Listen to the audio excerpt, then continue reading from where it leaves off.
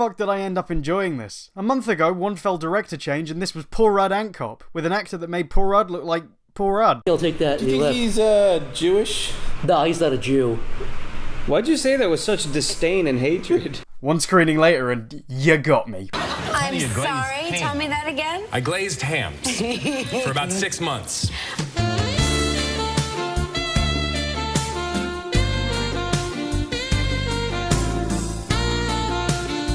I've lost sleep thinking about this. So yes, I liked Ant-Man quite a bit. It's true, even though I'm not his biggest fan, I was sad to see Edgar Wright wouldn't be bringing the project to touchdown, but I actually think Peyton Reed delivered in a way that was pretty left field. Play baseball. It's not easy to just step in and take on a film that's been in production since the invention of the wheel, and to add stuff that actually enhances the original vision so late in the game is really quite impressive. Especially with that kind of track record. I recommend reading into what was changed and what they kept from the original drafts if you want a better idea of how much is actually new here. Really compelling stuff. There's sex, drugs, Paul Rudd, sex.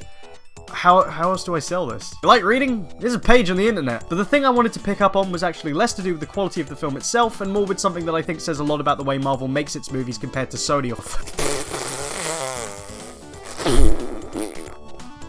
Yeah, that's just awful. Once again, this is a movie that really invests in the source material beyond the surface, in the same way the other very successful Marvel movies tapped into what made their franchises popular to begin with. I think it's very easy to dismiss fans who advocate for things to be just like the comics. After all, finding stupid comments about comic book movie news on the internet is like finding gold in an old Nazi's Brazilian retreat. What the fuck? However, to dismiss where that notion comes from is to, I think, do the intention's validity a great disservice. This is about camaraderie. It's about teamwork, but most of all, it's about history. It's really about knowing your roots.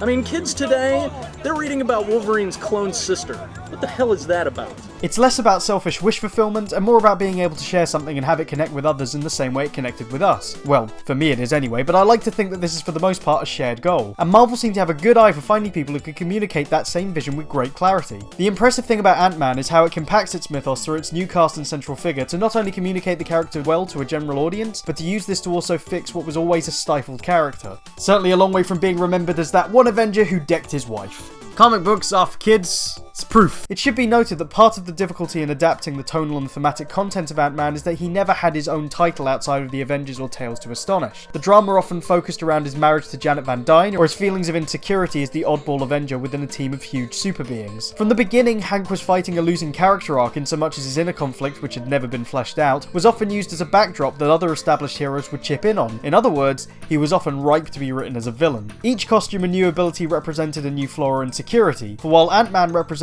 wonder and innocence, the stalwart Goliath and arrogant Yellow Jacket represented more aggressive traits. You then also have an actual creation of Hank's, Ultron, a straight-up Oedipal analogy who was the culmination of Hank's faults. This isn't even including all the other guys who have become Ant-Man and their relationship with Pym, but the movie uses this to get across the other stuff that I'm talking about, so sit tight for just a second.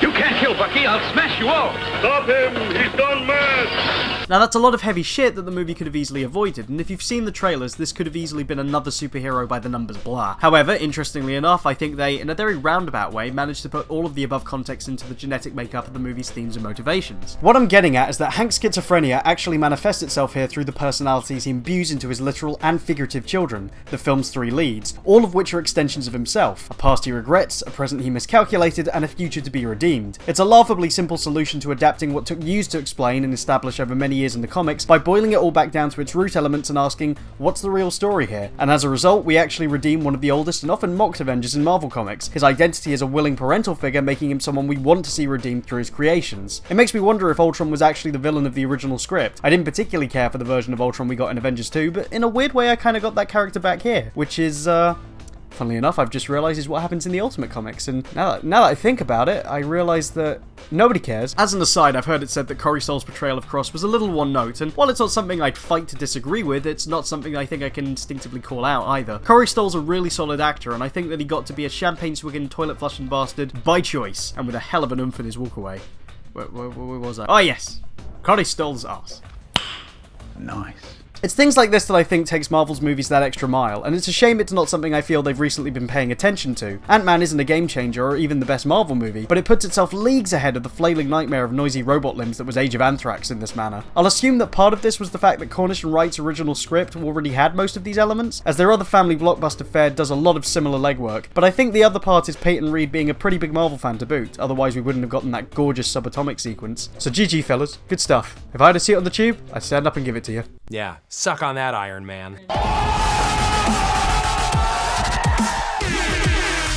Now, I think Winter Soldier played a lot of similar cards to Ant-Man, so you'd hope Civil War would be a realigning of tracks, as it were. I have to wonder if Marvel, with Ultron and Thor 2, were just scrambling after clearly realising that the Russo brothers were taking them in the direction they wanted to go in from now on. From what I've heard, they're treating Civil War much more like Avengers 2 than actual Avengers 2, aka with way more enthusiasm. But even with the solid direction and focus on Baron fucking Zemo, yes, the cast looks like an absolute nightmare to handle. I mean, you really want to put Martin Freeman in there as well?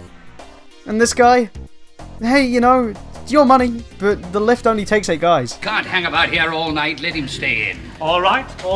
But I'm not taking any responsibility for what might happen. If this lift plummets like a stone and shatters to pieces on the basement floor, it's nothing to do with me. Oh well, it could be worse. You could be this guy. Come on, it is what it is. Let's crawl, gotta crawl to the ugly buck ball, to the ball, and a happy time we'll have there. One and all at the ugly buck ball. I will guide you to a world of anguish beyond your imagination.